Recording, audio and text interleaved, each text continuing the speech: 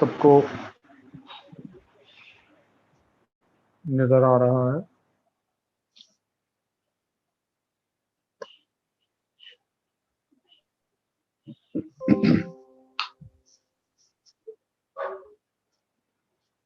ठीक, now question number 7 और question number 12 मैं कर रहा हूं। क्वेश्चन नंबर 7 में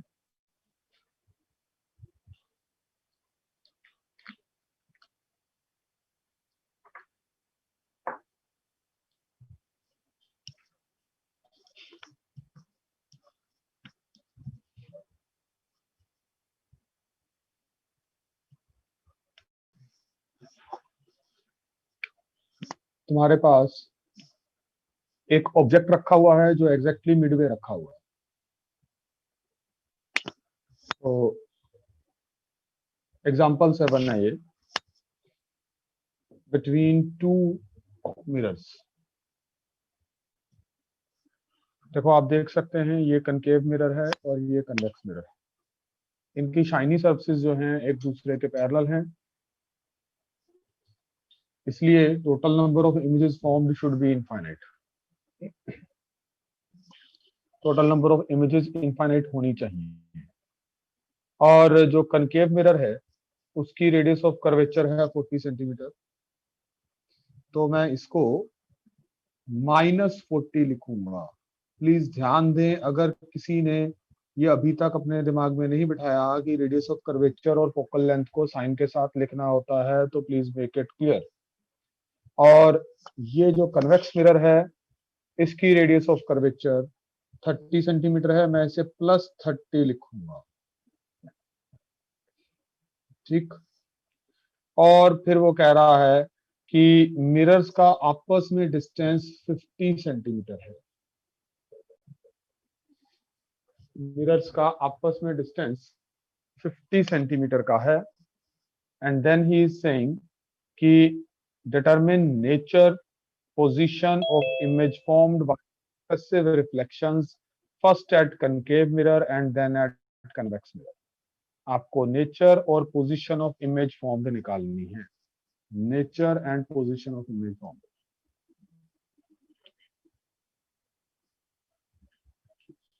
ठीक है,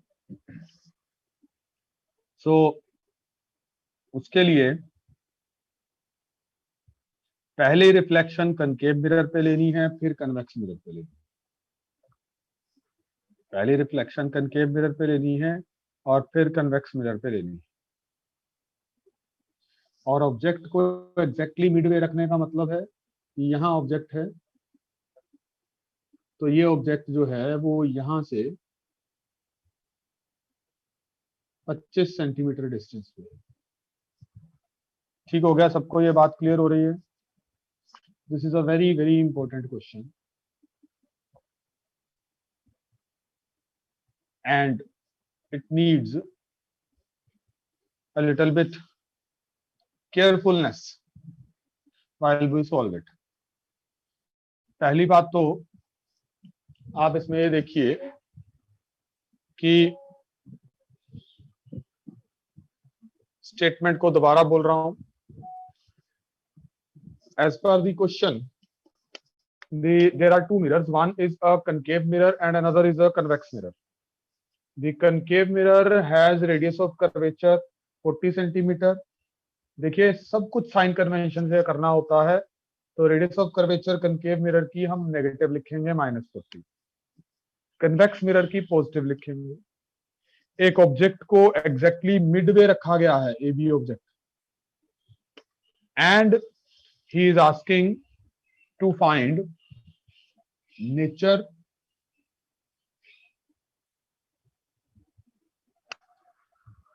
and position of image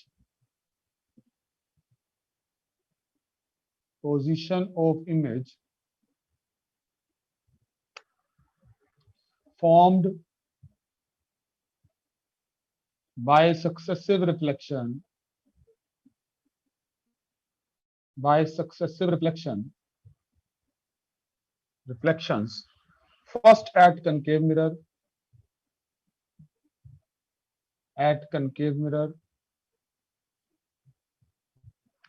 and then at convex mirror.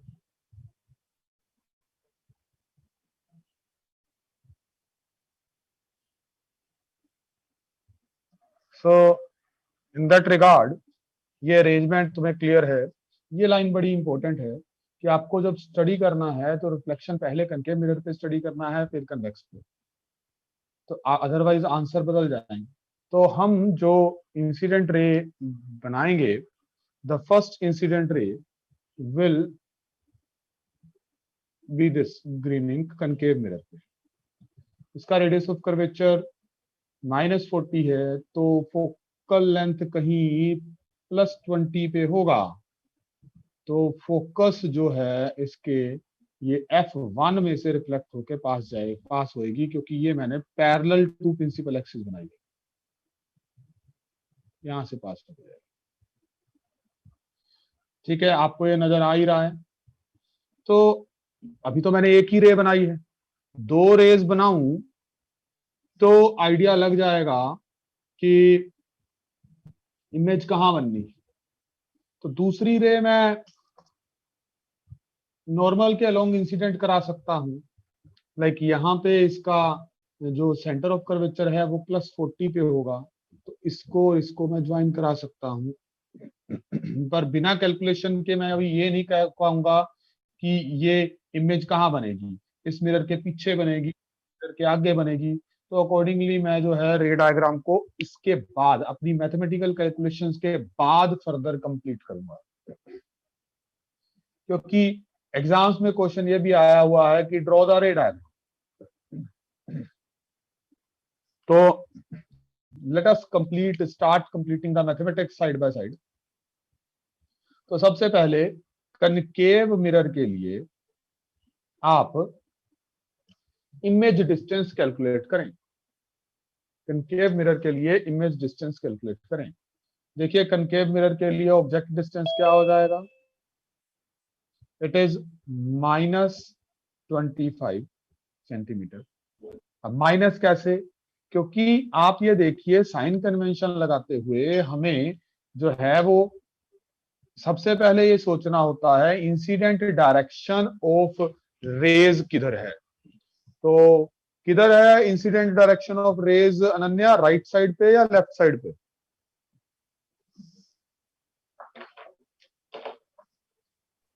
बोलो। यस। हाँ, इंसिडेंट डायरेक्शन किधर है? राइट साइड पे। राइट साइड पे है, तो यहां हम राइट साइड को पॉजिटिव डायरेक्शन लेंगे। इंसिडेंट डायरेक्शन राइट साइड पे है, हम राइट साइड को पॉजिटिव डायरेक्शन लेंगे। सारे डिस्टेंसेस पोल से मेजर होने हैं, कॉल इट P1।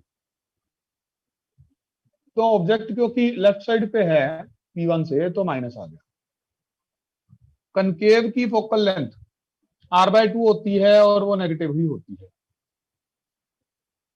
तो अब V निकालना है, तो either you use 1/V + 1/1/F that equation, और आप इसको थोड़ा सिंप्लीफाई करके आप डायरेक्ट भी लिख सकते हैं, दिस इज UF/U - F। ये फॉर्मूला हमने याद करवाया हुआ है मिरर के लिए। So put the value of U, put the value of F and then simplify. Object distance जो है that is equal to -25, focal length is equal to -20 over -25 minus of -20. So this will be 25 into 20 divided by -5. So this is -100 centimeter. So it means the image will be formed at 100 centimeter distance from pole towards left.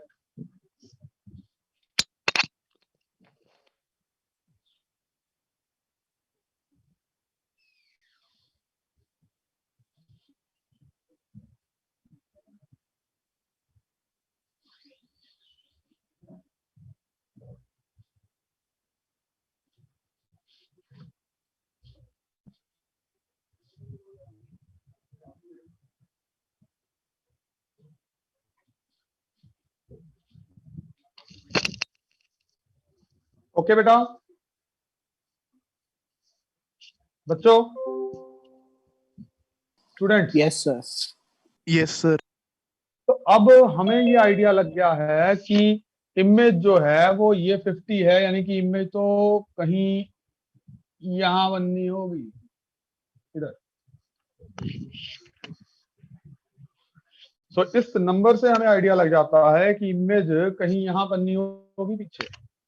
अब मैं इसको जो है जरा ठीक ढंग से extrapolate करता हूं।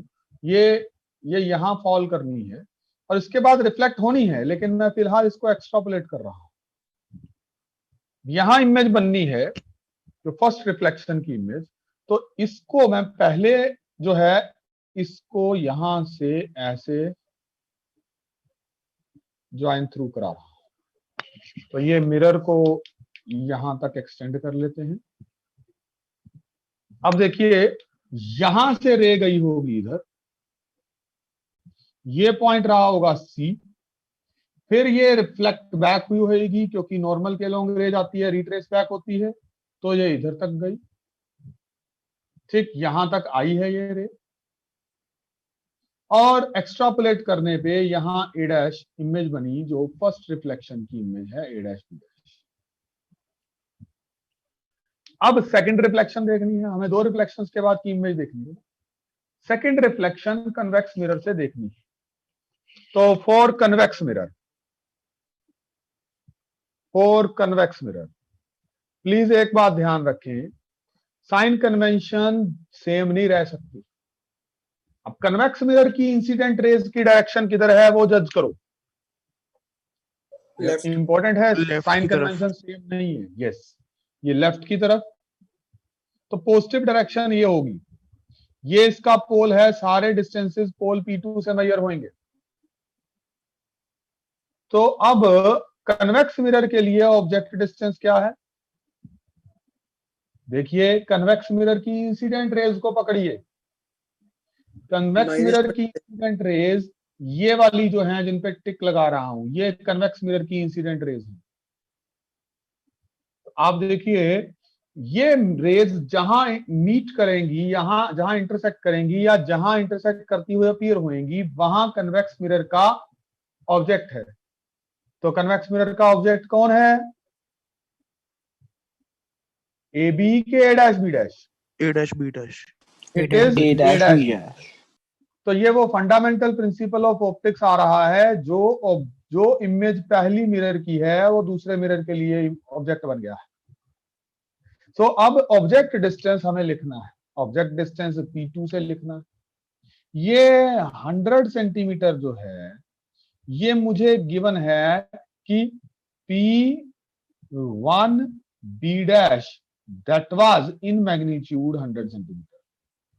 P1 B dash distance is 100 centimetre, क्योंकि इमेज डिस्टेंस फर्स्ट फार्मूला से कनकेव के पोल से आया था और ये 50 है, 50 है ये। तो ऑब्जेक्ट डिस्टेंस कन्वेक्स के पोल से आएगा, तो ये u जो है that has to be P2 B dash. And sign convention के साथ हम देखें तो दिस विल बी +50। +50 कैसे लिख रहा हूं? क्योंकि दो मिरर्स के बीच का डिस्टेंस 50 जो है वो 100 में से लेस कर दिया। यहां से यहां का डिस्टेंस 100 है, यहां से यहां का डिस्टेंस 50 है, तो वो लेस कर दिया, 50 बचा। फोकल लेंथ कन्वेक्स मिरर की पॉजिटिव होती है और वो रेडियस ऑफ कर्वेचर का हाफ होगी, so that is 30/2, that is equal to +15 centimeter. And we are to calculate image distance. So again we use V is equal to UF upon U minus F. So U is 50, F is 15 over 50 minus 15. So this is 50 into 15 divided by 35. So this is 150 by 7. This is 150 by 7. So हम calculate करें, this will be 21.43 centimetre. and very clearly you can see that this distance is coming positive. So it means the image after second reflection should be formed again on the left of convex mirror. But now ये distance 50 था, तो it is just forming at 21.43. So if I continue the rays in green ink, so these rays will be reflecting here. तो मान लो 21.43 यहाँ है. So ये raise यहां से रिफ्लेक्ट होंगी, ये रे ऐसे गई रिफ्लेक्ट हो गए. इस रे को यहां मीट करना था, उसको अब मैं ब्लू इंक में एक्स्ट्रापोलेट कर देता हूं. तो इसको मैंने यहां ज्वाइन करा लिया और ये ऐसे रिफ्लेक्ट होंगे. ठीक, तो ये तुम्हारे पास अब बन गया A double dash B double dash. ये कन्वेक्स मिरर की इमेज बन गई. So in this way, we have calculated the final image formed after second reflection from convex mirror. But mind it, यहाँ रुका नहीं है, थर्ड इमेज भी बनती है. ये अब इसके लिए ऑब्जेक्ट का काम करेगा. You can write again the mirror equation for concave mirror, and then again for convex mirror, and so on, because total number of images are infinite. I hope you have understood the question. Okay, done हो गया? Yes, sir. Now, question number 7. Question number जो एक example 8 थी वो तो हमने कल ही अच्छे से कर ली थी, एक हमने टेस्ट में भी डाला था. उसके अलावा कौन सा पूछा था 7 के बाद? 12. तो 12 मैंने कल लॉन्गिट्यूडिनल मैग्निफिकेशन का क्वेश्चन कराया नहीं था. Why have you not done it?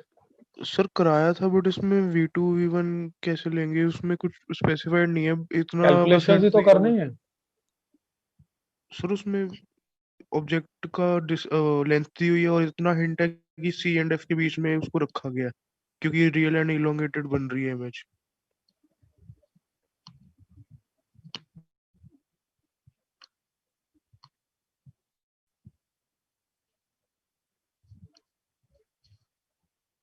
Next is this a thin rod of length f by 3.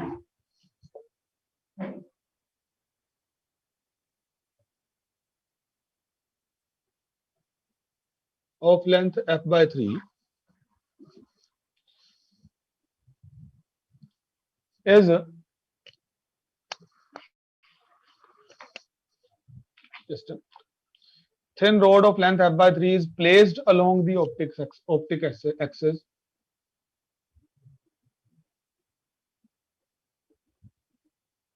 Is placed along optic axis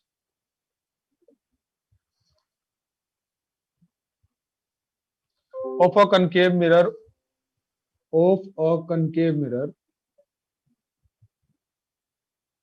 of focal length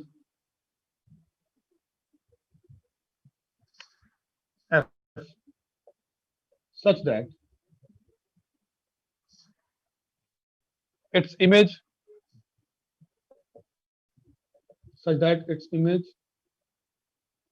which is real and elongated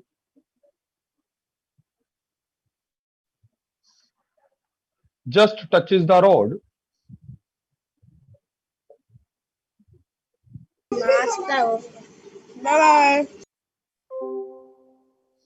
just touches the rod.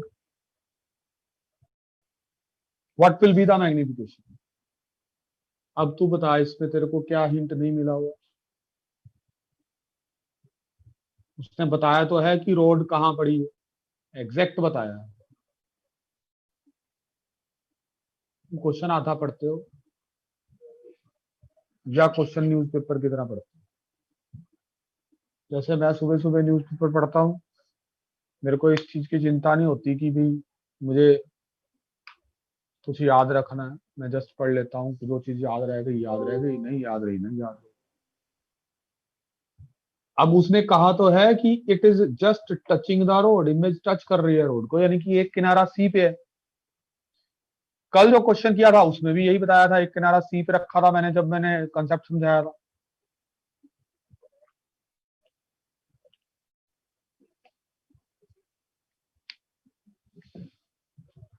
Hmm,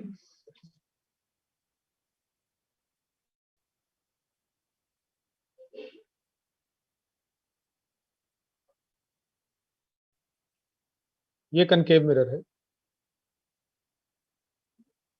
according to question he has given this, A thin rod of length f by 3 is placed along optic axis of a concave mirror of focal length f such that its image which is real and elongated, image लंबी है तो object कहां होना चाहिए? Between C and F और सी के बीच में के सी और एफ के बीच में? एफ और सी के बीच में के C बियॉन्ड और F सी? के बीच सी और एफ के हाँ, बीच तो में। यहां तुम्हारे पास एफ आ गया और यहां तुम्हारे पास सी आ गया।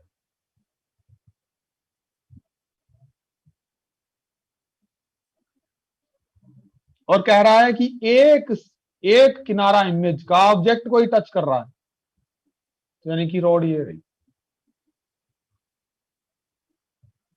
और इस रोड की लेंथ f बाय 3 दी।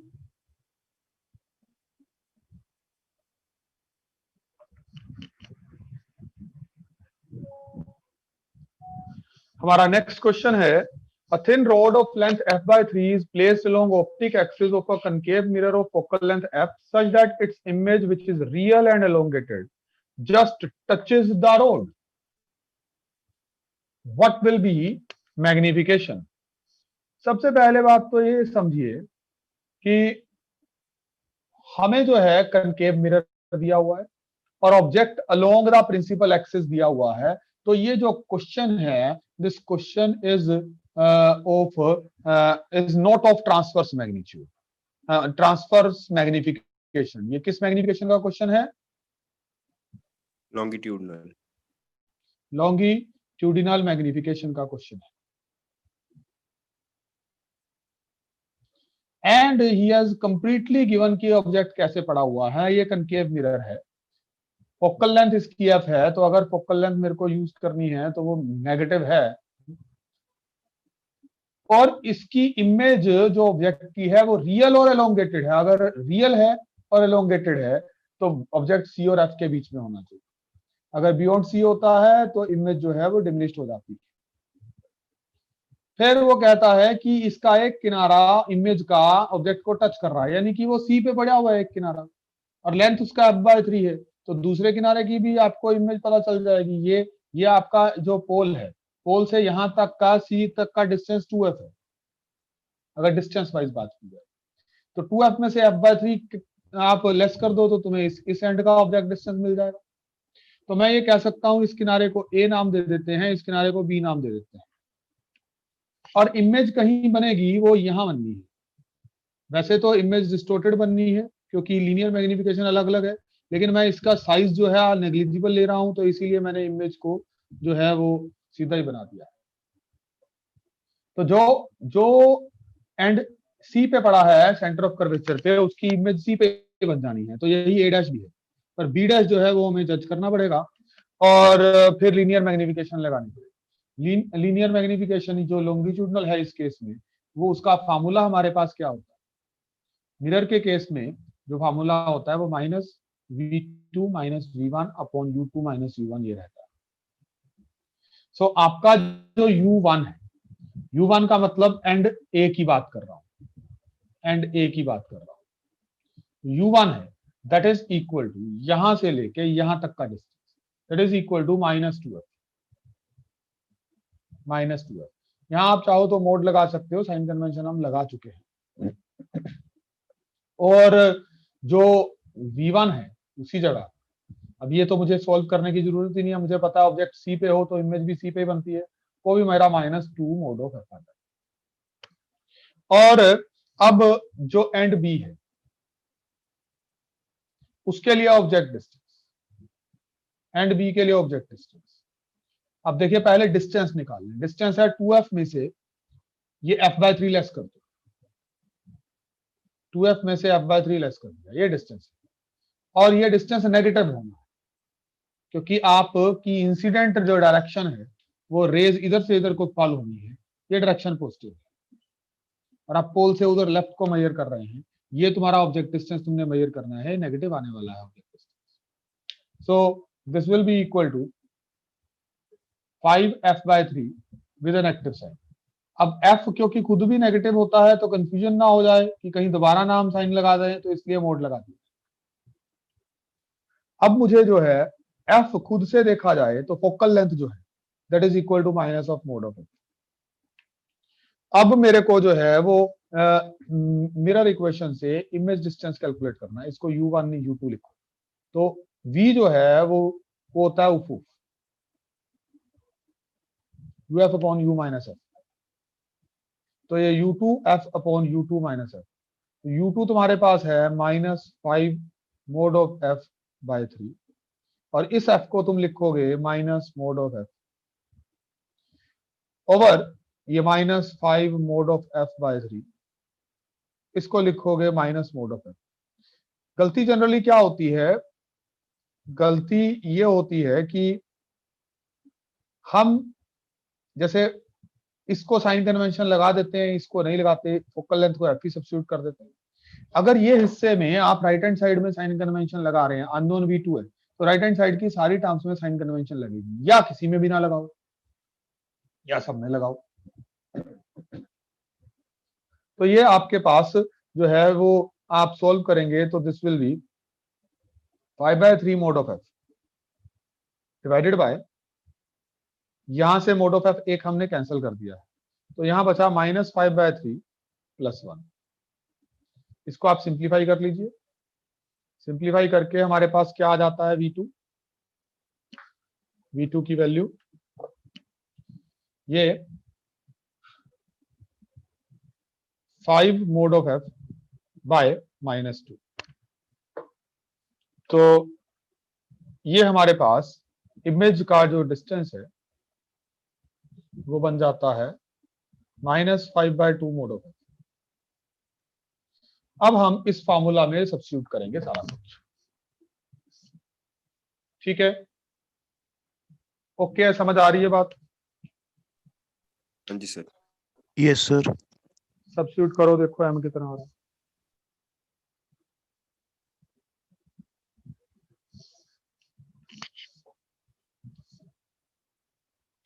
सो यहां m is minus, v2 is -5/2 mode of f minus v1 is -2 mode of f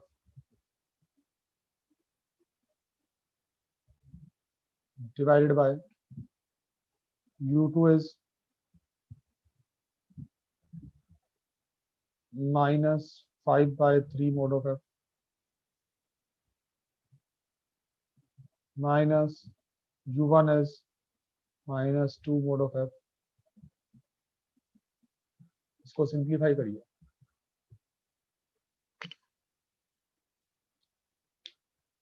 कितना आ रहा है?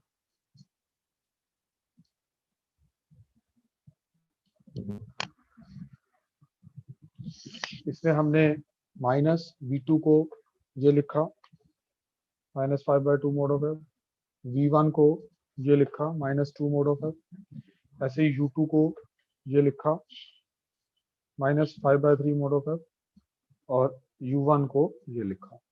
अब इसे सिंप्लीफाई करिए। आया किसी का सिंप्लीफाई होकर कुछ?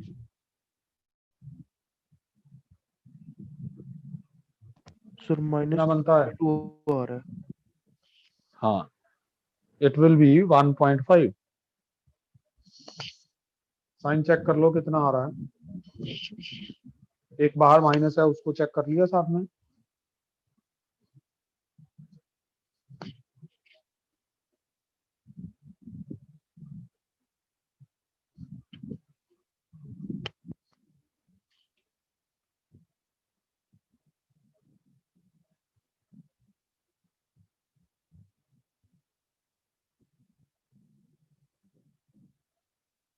मैं मोड हटा रहा हूँ क्योंकि हर जगह तो साइन हम साइन कन्वेंशन लगा चुके हैं।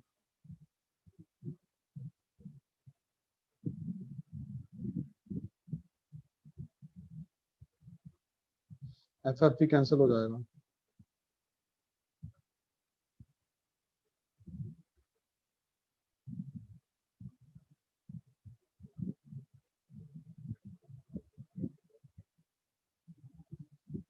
सो +3/2 बना ये, मेरा तो +3/2 बन रहा। सब प्लस ही आ रहे हैं। तो इसको आप कैलकुलेट करिए, सिंप्लीफाई करिए, FF कैंसिल हो जाएगा, 3/2 आ जाता है। तो लीनियर मैग्निफिकेशन जो कि लॉन्गिट्यूडनल मैग्निफिकेशन है इस केस में, वो 3/2 आती है।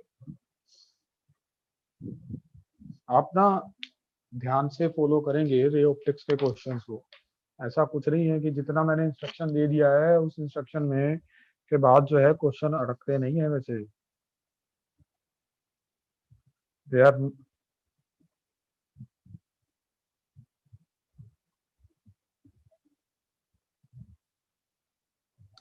सर यहाँ हाँ पर जी। प्लस साइन का मतलब क्या होगा मैग्निफिकेशन में?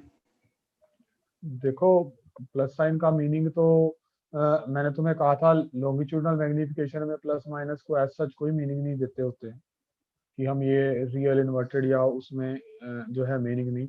आपको ये जो है लिटरल मैग्निफिकेशन जो है 3/2 आने का मतलब है, एक तो इमेज का साइज बड़ा है ऑब्जेक्ट के साइज से, ठीक है ना, इमेज का साइज ऑब्जेक्ट के साइज से बड़ा है। दूसरा, इस नेगेटिव को अंदर का नेगेटिव का साइन काट रहा है, तो इसका मतलब V2 minus U over U2 minus U1 जो रेशो है ये खुद नेगेटिव है, ठीक है। तो इट मींस जो तुम्हारे पास, अगर मैं U2 माइनस U1 को पॉजिटिव ले लूँ, U2 माइनस U1 पॉजिटिव ले लिया, तो V2 माइनस V1 नेगेटिव आना चाहिए। U2 माइनस U1 चलो मैंने यहाँ U2 माइनस U1 को नेगेटिव लिया हुआ है, U2 माइनस U1 या U इसको ऐसे करके लिख लो, ये तो खुद ही इमेजिन करनी पड़ेंगी चीजें। Minus V1 minus V2 upon U1 minus U2 ऐसे करके लिख लो आप, ठीक, लिख सकता हूँ। तो मैंने U1 माइनस U2 को पॉजिटिव लिया हुआ है। डिस्टेंस वाइज अगर बात करूँ तो ये डिस्टेंस इस डिस्टेंस से बड़ा है, साइन नहीं लगा रहा हूँ बीच में, ये डिस्टेंस उस डिस्टेंस से बड़ा है, तो इसका मतलब V1 का डिस्टेंस V2 के डिस्टेंस से बड़ा है।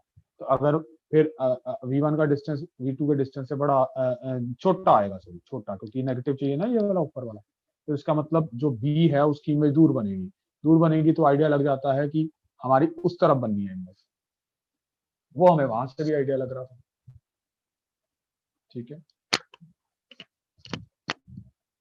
ओके। क्योंकि यहाँ प्लस माइनस में कोई रियल इन्वर्टेड वर्चुअल वाला कोई सिस्टम नहीं हम इसमें करते हैं। मैंने कोऑर्डिनेट्स निकालने के लिए बोले थे, वो निकले किसी के? हाँ जी सर। और किसी के निकले हैं? सर वही बच्चे हैं जिन्होंने ट्राई किए हैं? और किसी बच्चे ने कोऑर्डिनेट्स नहीं निकाले? निकल गए सर। हाँ, कितने आए हैं? थर्ड को कौन बोल रहा है बेटा? रवलीन बोल रही है? नवनीत। नवनीत, नवनीत बताओ कितने आए? -30, -10 आया है। ठीक है, करेक्ट है। -30, -10 these are the coordinates. Actually ये y कोऑर्डिनेट है वो निकालना, अगर आप सीख रहे हो, वो y कोऑर्डिनेट जो है वो लीनियर मैग्निफिकेशन से निकला है। तो एक जब मैं तुम्हें ऑब्जेक्ट स्पीड इमेज स्पीड करवाऊंगा तो उसमें जो कॉम्पिटिटिव क्वेश्चन है उसमें ये फैक्ट जो है वो तुम्हारे काम आएगा, तुम्हें जल्दी चीजें समझ में आएंगी अगर ये क्वेश्चन तुमने किया है। So now we move on to the next part, that is refraction. Refraction की आज मुझे बेसिक्स करवाने हैं। और कोई डाउट तो नहीं रहता किसी का? बोल दो। सर अगर area of image and area of object दिया तब मैग्निफिकेशन उनके रेशियो का स्क्वायर रूट होती है या सिर्फ उनकी रेशियो? चलो बात करते हैं इसके बारे में।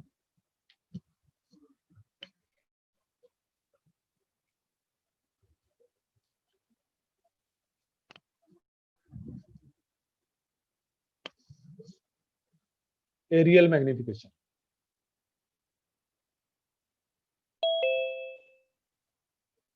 ध्यान से सोचिएगा इसके बारे में। Now you are asking me to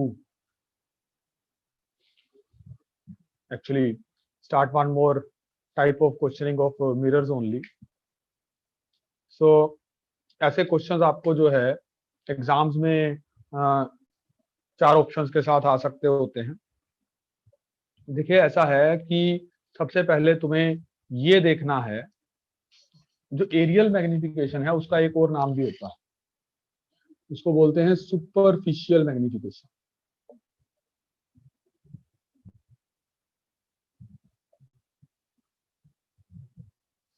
areal magnification को सुपरफिशियल मैग्निफिकेशन भी बोलते हैं। तो मैं अब तुम्हें कुछ दिखाना चाहता हूं।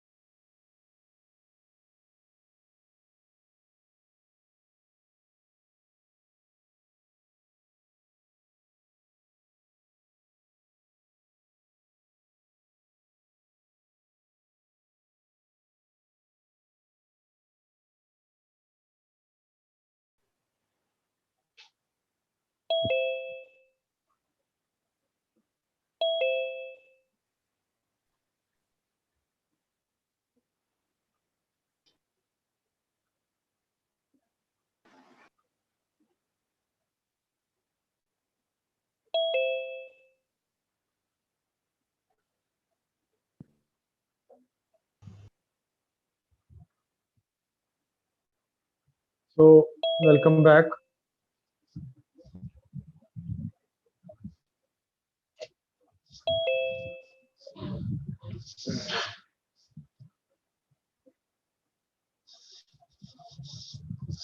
So welcome back students.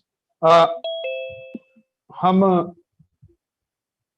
Areal magnification या सुपरफिशियल मैग्निफिकेशन की बात कर रहे थे।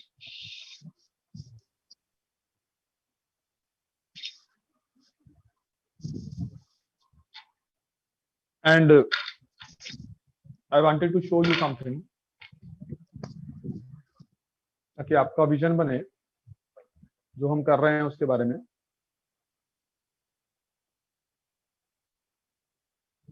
एक मिनट और मैं वेट कर लूं।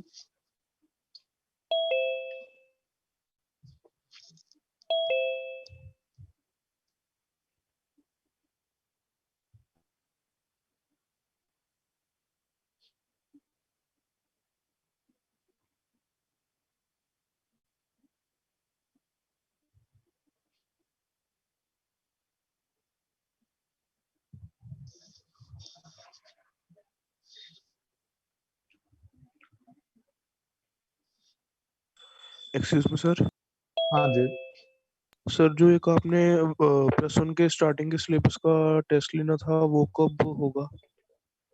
बेटा मैं कैलेंडर देखा ही नहीं है, इसको तैयारी करो, एक हफ्ता तो डालूंगा, किसी ऐसे दिन रखूंगा, क्लास भी लगेगी उस दिन और अदरवाइज टेस्ट भी होगा। सर एक बार सिलेबस प्लीज रिपीट कर दो, वो थोड़ा सा क्लियर नहीं हुआ था। बेटा वेक्टर्स है, मोशन इन 1 डायमेंशन 2 डायमेंशन है, उसमें प्रोजेक्टाइल इंक्लूडेड है, ठीक, और साथ में सर्कुलर मोशन है। सर्कुलर मोशन में वर्टिकल सर्कुलर मोशन भी आएगा, हॉरिजॉन्टल सर्कुलर मोशन भी आएगा, जो कि तुम्हारा बैंकिंग के साथ, बैंकिंग ऑफ रोड्स के साथ एसोसिएटेड, ठीक है। सर्कुलर मोशन हर तरह का क्वेश्चन, कंप्लीट सर्कुलर मोशन, चाहे वो सर्कुलर मोशन तुमने उसमें किया था, you can say Lajo motion में, या सर्कुलर मोशन तुमने वर्क एनर्जी पावर में किया था, जो कि वर्टिकल सर्कुलर मोशन था, वो भी इंक्लूड होगा, ठीक है। मैं आज इसका मैसेज बना के डाल दूंगा। डेट ओके मैं सर। अभी देखी नहीं है, बट तुम्हें डेट से एज सच कोई ज्यादा फर्क नहीं पड़ना चाहिए। स्टार्ट प्रिपेयरिंग, कम से कम एक हफ्ते का गैप तो दे ही रहा हूँ, एक हफ्ते के बाद ही होगा, ठीक है। ओके जी, और सिलेक्शन टेस्ट है ये, I am going to select the students, और मैं सिलेक्शन टेस्ट में बहुत मुश्किल नहीं होता, मैं बहुत सिंपल रखता हूँ। सिलेक्शन टेस्ट में स्पीड टेस्ट है साथ में, 45 क्वेश्चन होंगे, ठीक है। और क्वेश्चंस मेरी समझ से मैं बहुत सिंपल जो है वो सिलेक्ट करता हूँ, जस्ट टू टेस्ट की बच्चों को जो है वो +1 का बेसिक याद है, जैसे रेंज का फार्मूला याद है, रेंज मैक्सिमम जो है वो कहाँ होती है, कौन कौन से एंगल्स पे रेंज सेम होती है, अब ये बड़ी बेसिक सी चीजें हैं, ठीक है ना। तो वो बेसिक्स बच्चे को याद है, क्योंकि बाकी चीजें तो कुछ खुद हमने रिवाइज भी करवानी होती है, ठीक है। So as per that scene आपको जो है बहुत ज़्यादा डिफिकल्टी आने वाली नहीं है, अगर आप उसको ध्यान से प्रिपेयर करते हैं तो आपकी जो है टेस्टिंग ठीक से हो जाएगी। मैं कुछ एक सिलेक्शन टेस्ट लूंगा +1 का के और कुछ एक +2 के भी, इस तरह से, ठीक है। और टेस्ट की डिस्कशन जो है अभी स्टार्टिंग में तो सब बच्चों के साथ होएगी, उसके बाद जो मैं सिलेक्ट कर लूंगा सिर्फ उन्हीं बच्चों के साथ डिस्कशन किया करूंगा, ओके। अच्छा, ये मैं आपको दिखा रहा हूँ, आपके सामने 4 चीजें पड़ी हुई हैं, these are 4 things, 2 are mirrors and 2 are lenses, ठीक। superficial, before we start with this concept of superficial magnification, I am showing you the 4 things. One is a convex mirror, another is concave mirror, one is convex lens, another is concave lens.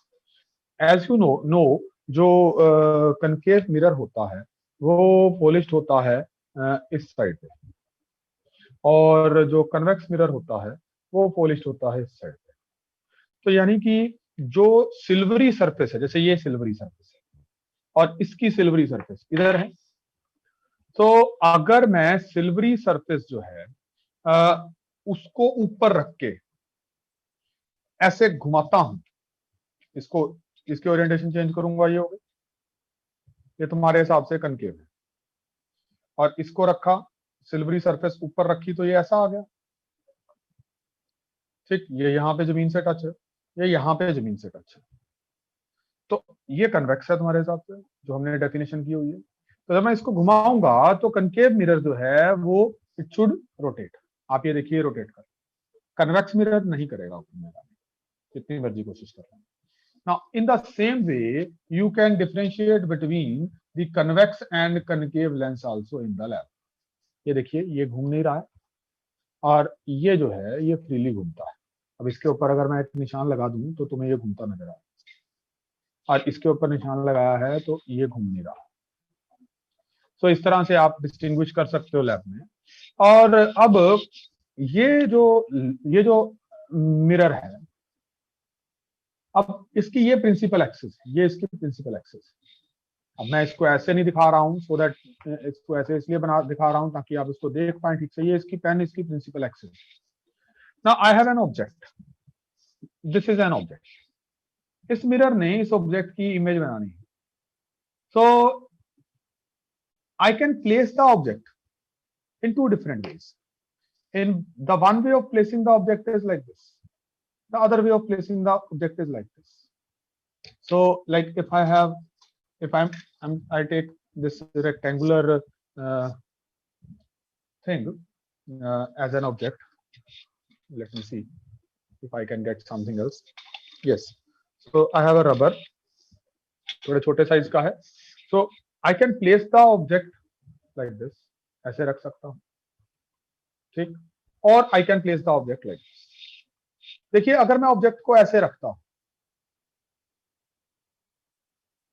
और आपको question की statement से नजर समझ आता है कि object कैसे पड़ा है, so is it a case of transverse magnification or longitudinal magnification? You have to think about it. Transverse or longitudinal? Transverse. So it is a case of transverse magnification. It is a case of transverse magnification because you see इस object की जो ये वाली side है ये principal axis के perpendicular है, ये वाली साइड भी प्रिंसिपल एक्सिस के परपेंडिकुलर है, ये वाली साइड भी प्रिंसिपल एक्सिस के परपेंडिकुलर है और ये वाली साइड भी प्रिंसिपल एक्सिस के perpendicular. If I keep it like this then you see कि जो इस ऑब्जेक्ट की, अब ये अगर मैं इसको ऐसे रखता हूं तो आप बताएंगे कि ये ट्रांसवर्स मैग्निफिकेशन है कि लॉन्गिट्यूडनल? लॉन्गिट्यूडनल. इस केस में अगर आप ऐसे रख रहे हैं तो आपको समझ में ये आना चाहिए कि ये वाली साइड जो है ये प्रिंसिपल एक्सिस के पैरेलल है, लेकिन एक साइड ये भी है, एक साइड ये भी है. अगर ये 3 डायमेंशनल ऑब्जेक्ट है और अगर 2 डायमेंशनल ऑब्जेक्ट है तो दो ही साइड है, एक ये और एक ये. तो उस केस में एक साइड तो प्रिंसिपल एक्सिस के पैरेलल है, एक परपेंडिकुलर भी है. So aerial magnification deals with the ratio of size of area of image to the size of area of object. So in that regard, we are now defining aerial magnification. Aerial magnification, this is written as MA, and this is defined as the ratio of area of image divided by area of object. Area of object. This is area MI, area of image, AI, sorry. And this is area of object. Now, if I have a 2-dimensional object,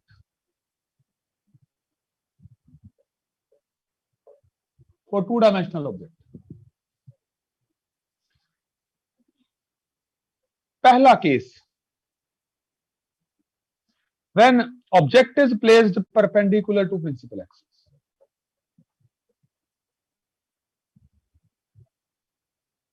Object is perpendicular to principal axis. तो इसमें object अगर perpendicular है principal axis के, तो मैं अगर ऐसे बनाऊं कि suppose this is the mirror and this is principal axis, then object must be kept like this.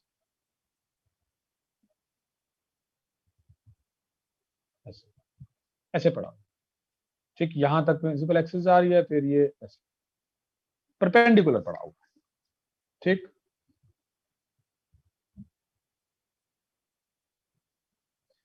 So इस केस में you see there is a length and there is a breadth, here there is a height of the object. Wherever image will be formed, image will also have a length and a breadth, or you can say height, ठीक.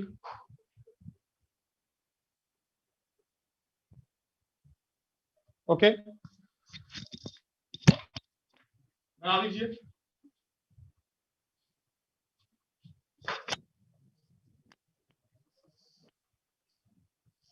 So this is the image. तो यहां हमारे पास ये a dash आ जाएगा और ये b dash आ जाएगा, जो ये वाली साइड है.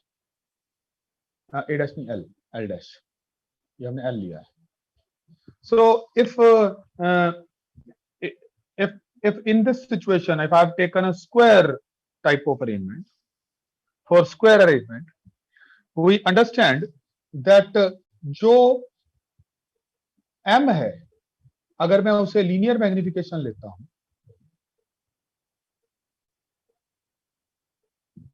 तो L dash should be ml and b dash should also be equal to mb. By definition of linear magnification, this should be clear to everyone. Agree? Now, area of image should be L dash b dash. Area of object should be L into b. So, areal magnification is L dash b dash upon L into b. Now, L dash by L क्या है? Small m. B dash by b क्या है? Small m. That is, areal magnification is linear magnification square. बेटा ये बातें clear हुई कि नहीं? Yes. ठीक. And when object is placed along principal axis, perpendicular की जगह along, फिर आप कर दूं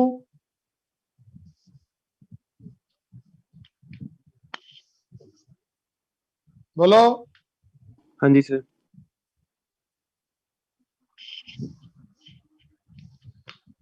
Now the next case is when object is placed parallel to principal axis.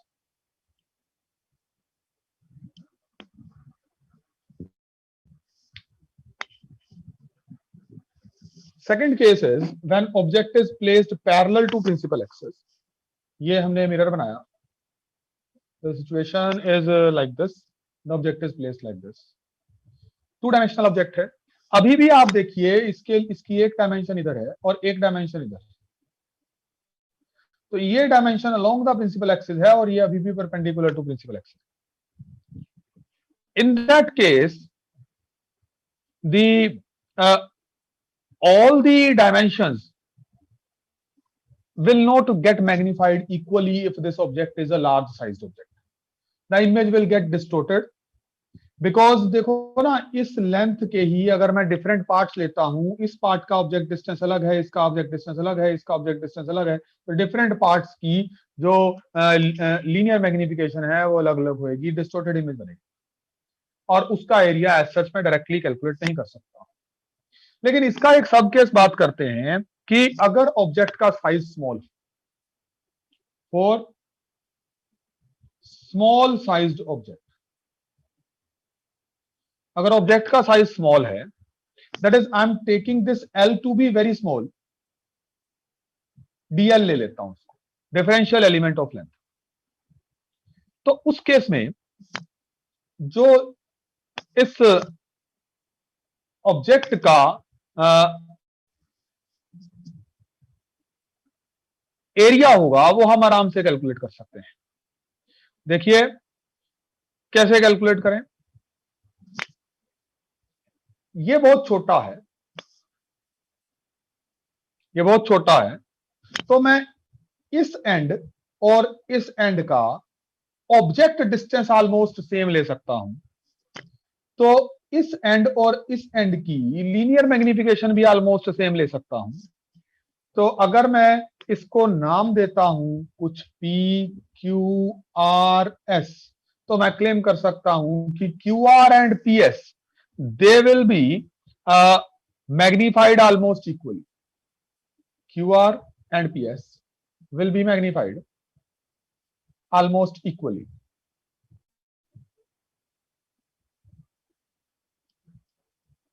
Almost equally.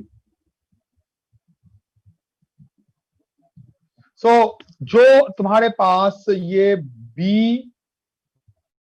Dash होगा image size, that will be linear magnification times B. That is one thing, क्योंकि linear magnification M हम assume कर रहे हैं. And जो तुम्हारे पास इस DL का इमेज होगा, DL dash, image size of DL, I am not sure कि इमेज कहाँ बननी है, सो लेट अस इमेजिन कि इमेज जो है वो कहीं यहां बन रही है।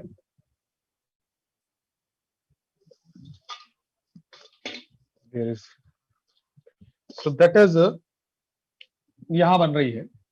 तो जो ये वाली साइड है और ये वाली साइड है, they have equally magnified themselves, equally magnified हुई हैं। पी क्यू, ये मेरे पास जो है वो पी डैश आ गया, ये मेरे पास जो है एस डैश आ गया, ये मेरे पास जो है क्यू डैश आ गया, और ये मेरे पास आर डैश आ गया। अब ये जो है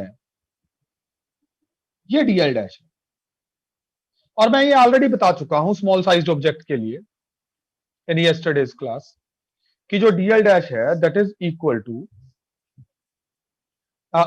linear magnification square times DL. Okay, note करो प्लीज इसको।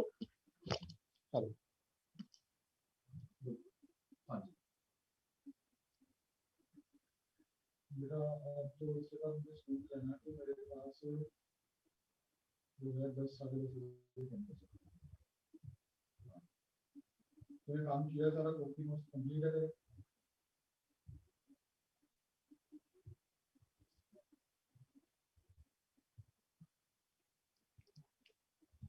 ऐसे कैसे हो सकता है, आज तक कभी हुआ नहीं।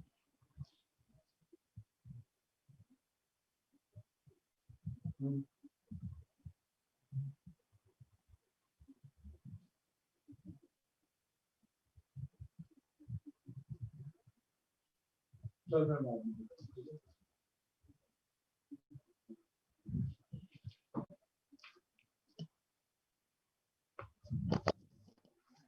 हाँ जी बेटा, बच्चों नोट हो गया? यस तो अब area of image, area of image क्या होगा? एरिया ऑफ इमेज, इमेज क्योंकि छोटी है तो ऑलमोस्ट अभी भी, अगर ये स्क्वायर है तो ये रेक्टेंगल है तो अभी भी रेक्टेंगल रहेगी, तो that will be equal to DL dash into P dash. तो DL dash is M square times DL and B dash is M times B, so this is m cube times area of object. dl into b is the area of object. So for small sized object, the area of image, aerial magnification is linear magnification cube. Okay, ठीक है, done हो गया बच्चों? बच्चों Yes, sir. Yes sir. Yes yes sir. Yes हाँ, अब मुझे बताओ वॉल्यूम मैग्निफिकेशन कैसे निकालें? देखो ये तुम्हें याद है ना, एम स्क्वायर था, डिफरेंशिएट किया था जब हमने लीनियर मैग्निफिकेशन, जो हमारे पास लीनियर मैग्निफिकेशन जो है वो माइनस वी बाई यू आया था। मैंने longitudinal magnification small size object के लिए प्रूफ किया था, v square by u square whole square, v square by u square, याद है कल किया था कि नहीं?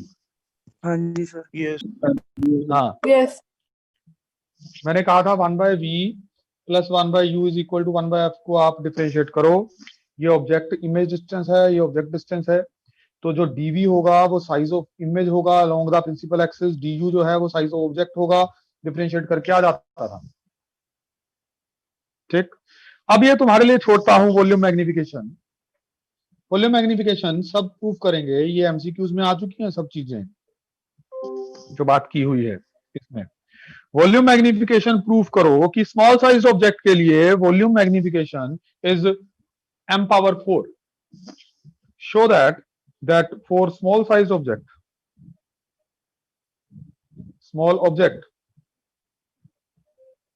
the volume magnification is equal to m power 4. या मैं ये भी लिख सकता हूं कि final volume of image is m⁴ times volume of object.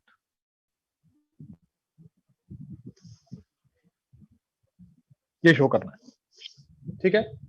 So this finishes. जिसने बेटा क्वेश्चन पूछा था उसका डाउट क्लियर हो गया? Yes sir.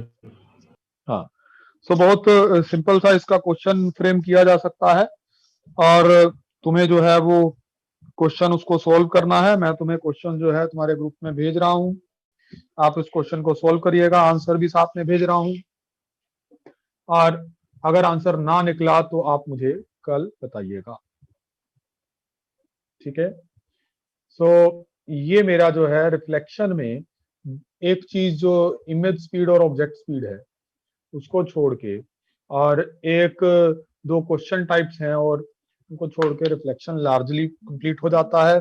ग्राफ्स भी नहीं कराए मैंने अभी मिरर्स में, ठीक। बाकी मैं सारा कुछ इसका करवा चुका हूं। अब हम चलते हैं रिफ्रैक्शन के ऊपर, इंट्रोड्यूस कर देते हैं रिफ्रैक्शन।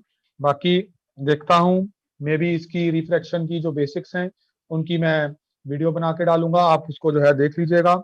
ये जो काम बता रहे हैं ये आपने कुछ ना कुछ इसमें से किया होता है और कुछ नया होता है, लेकिन ये बेसिक्स हैं, ये सारे आपको अच्छे से आने चाहिए होते हैं।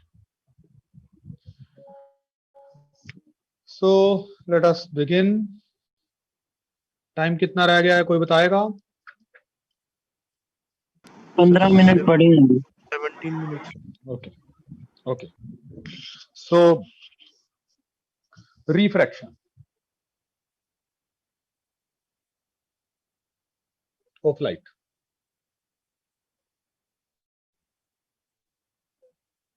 Refraction of light. We are going to discuss the basics of refraction of light. कुछ चीजें अभी बता रहा हूं साथ साथ। देखिए, सबसे पहली बात तो ये है कि जब मीडियम चेंज होता है, with change in medium,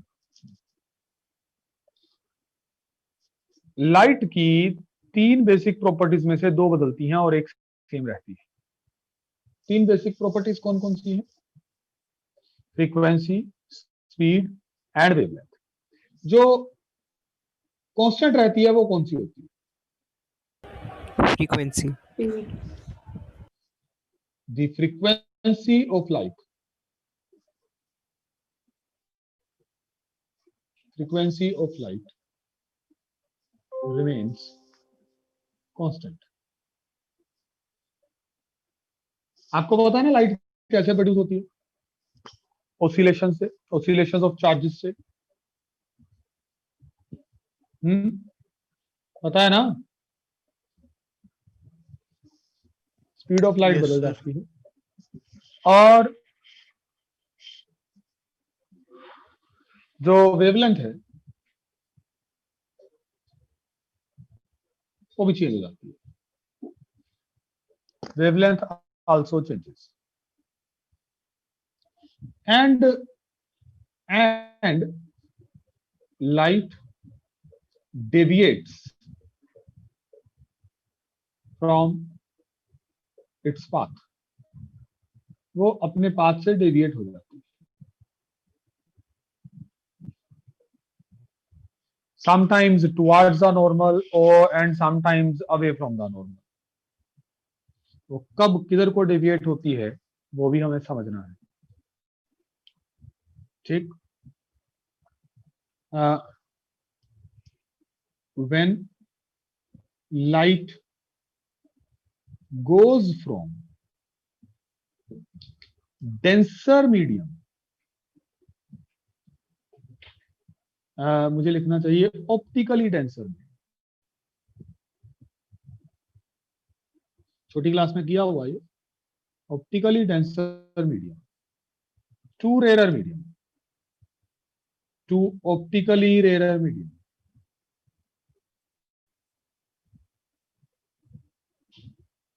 It bends away from normal. towards the normal क्या away?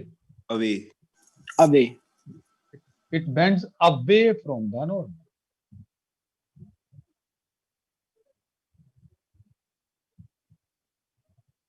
इशरत तू है क्लास में? इशरत, इशरत वीर,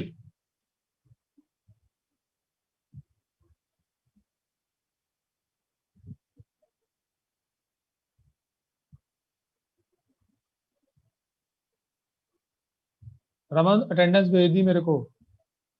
कल बहुत बच्चे एब्सेंट थे, जी सर। कल के एब्सेंटी में बोलता हूं, और मुझे बताओ कि क्यों तुम एब्सेंट थे। ये आशिमा, आशिमा तू प्रेजेंट है अभी? आशिमा अभी भी नहीं है। अगम, अगम,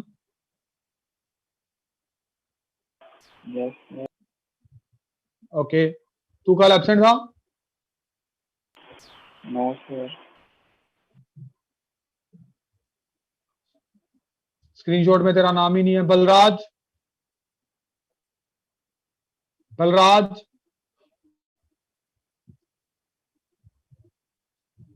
बलराज, और चाहना, चाहना, चाहना, चैतन्य,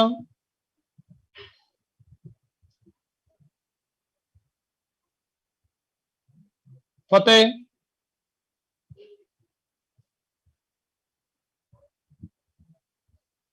हरलीन,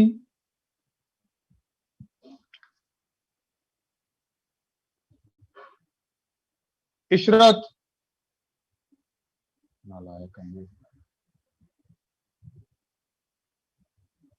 नंदिनी, हाँ जी सर। तू कल नहीं थी? सर कल मैं सेकंड सेशन में नहीं थी बिकॉज नेट मतलब बंद हो गया था, एंटर हुई थी अपने आप एग्जिट हो गया। तूने मुझे बताया भी नहीं, और ना ही तूने कहा कि सर मेरे को कोई जो लेक्चर है उसके नोट्स दे दो, कुछ दे दो, कोई चिंता ही नहीं है।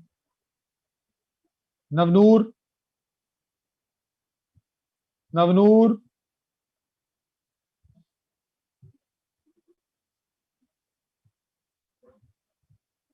नवनूर ये क्लास में तो बैठा है, जवाब नहीं दे रहा। प्रभसीस, देखना नवनूर है ना लिस्ट में? Yes, sir. प्रभसीस तू कल नहीं थी? Yes, sir. I was not in the class. क्यों? सर मेरा अलार्म नहीं बजा सुबह, मैं लेट हो गई थी बहुत। साहेब, साहिब,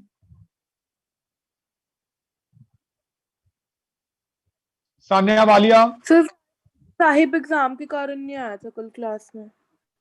आज भी नहीं बैठा क्या? आज का नहीं मेरे को पता। सानिया वालिया, सहजलीन, सहजलीन, दो तीन बच्चे जिनके मैंने नाम नहीं लिए उन्होंने मुझे इन्फॉर्म किया था, इसलिए मैंने नाम नहीं लिए।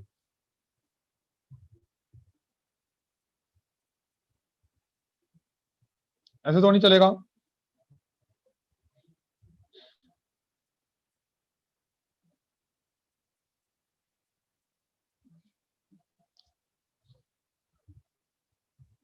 आशिमा 2 दिनों से नहीं आ रही है और इन्फॉर्म भी नहीं किया।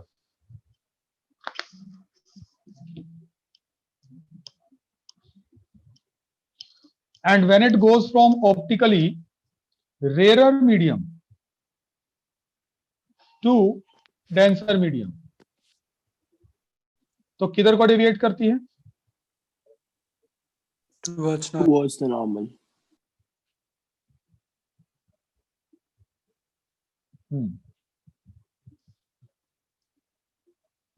क्या आप पहले छोटी क्लासेस में कर चुके हैं? तो इसको ध्यान से नोट कर लीजिए। हो गया नोट? रिफ्लेक्शन ऑफ लाइट, सबसे पहली बात, with change in medium the frequency of light remains constant, speed of light changes and wavelength also changes. देखिए ये हमारे पास इक्वेशन होती है, C is equal to f lambda, अगर मीडियम चेंज होता है तो ये v is equal to f lambda dash हो जाती है। मीडियम चेंज करने पे स्पीड भी बदल जाती है, वेवलेंथ भी बदल जाती है, फ्रीक्वेंसी नहीं चेंज होती। और लाइट अपने पाथ से डेविएट भी करती है, और डेविएशन को इन दो फ्रेजेस में बताया गया है। जब आप डेंसर टू रेयर जाते हो, it's away from the normal, denser to rare are away from normal. So remember this phrase, doctors are away from normal. Then rarer to denser, they bend towards the normal. Okay. अब हम इसको रे diagram में भी represent करते आए हैं, लेकिन यहाँ एक वर्ड यूज किया है कि when it goes from optically denser medium to optically rare medium. ये ऑप्टिकली डेंसर का मतलब क्या है? जो ऑप्टिकली डेंसर मीडियम होता है, डेंसर या रेयर कंपैरिजन की स्टेटमेंट है। आप दो मीडियम्स को कंपेयर करके कह सकते हो ये ऑप्टिकली डेंसर है, ये ऑप्टिकली रेयर है, आपस में कंपेयर करने पे। सो जो डेंसर मीडियम होगा optically denser medium will have lesser speed of light, will have lesser speed of light, light उसमें स्लो चलेगी। जो रेयर होगा उसमें लाइट फास्ट चलेगी। Remember in general the if mass density is less then optical density is also less in general, but there are exceptions also. So you cannot make it a rule, but we can say that in general, if mass density is less,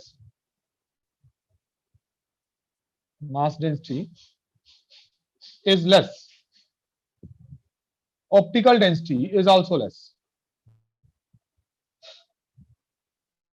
Optical density is also less. That is in general. But there is an exception. The exception is turpentine oil. Turpentine oil, being an oil, it floats on surface of liquid, but its refractive index is more than water.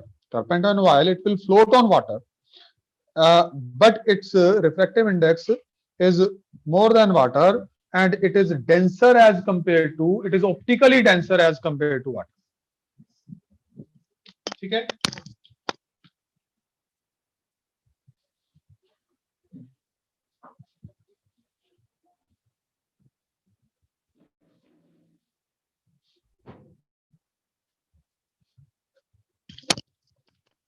Done हो गया बच्चों? Students? Yes, sir. Okay, so it is optically denser than water.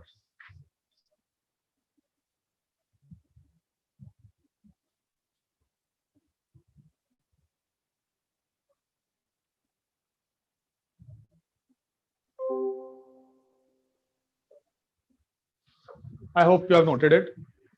Turpentine oil is optically denser than water. Now, एक diagram बनवाता हूं, शायद उससे कुछ ज्यादा अच्छे से समझ में आए।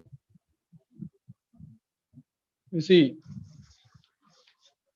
ये एक इंटरफेस है, ये रेयर मीडियम है और ये डेंसर मीडियम है। ओके, ये एक इंटरफेस है, ये ऊपर रेयर मीडियम है, नीचे डेंसर मीडियम है। ये रे ऑफ लाइट आ रही है इस मीडियम में, यहां पे हमने नॉर्मल बना ली, और ये रे ऑफ लाइट जो है, अब rare to denser, it should bend towards the normal, ऐसे बेंड होनी चाहिए। अब डेंसर मीडियम का मतलब है इसमें स्पीड कम है। अब v is equal to f lambda, f तो सेम है, तो स्पीड अगर कम है तो वेवलेंथ भी कम होनी चाहिए। तो हम अगर यहां से रे ऑफ लाइट ऐसे आ रही है, और ये उसकी मैं वेवलेंथ बना रहा हूं, as soon as this ray will enter this denser medium, the wavelength will become lesser. Wavelength will become lesser. Frequency उतनी ही है, स्पीड कम हो गई है, वेवलेंथ भी कम हो गई।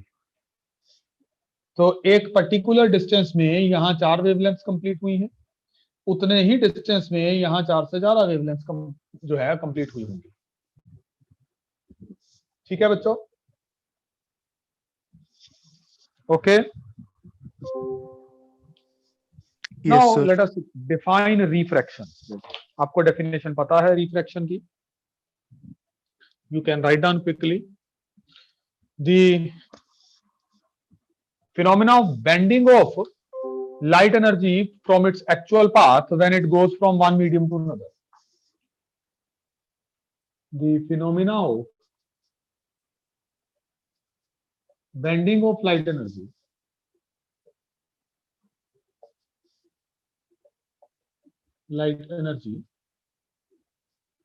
from its actual path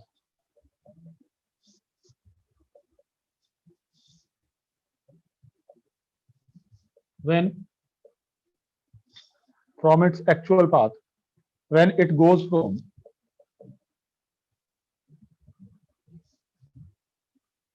one medium to another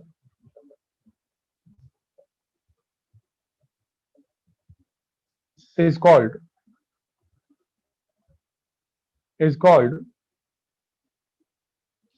refraction.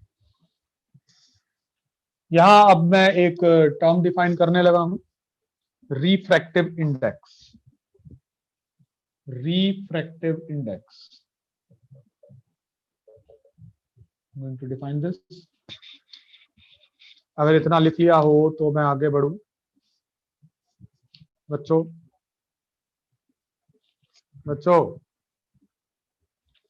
Yes sir. Yes, sir. Yes sir. तो एक हम लिखते हैं absolute refractive index. Absolute refractive index, it is the refractive index of a medium with respect to vacuum. It is refractive index of a medium with respect to vacuum.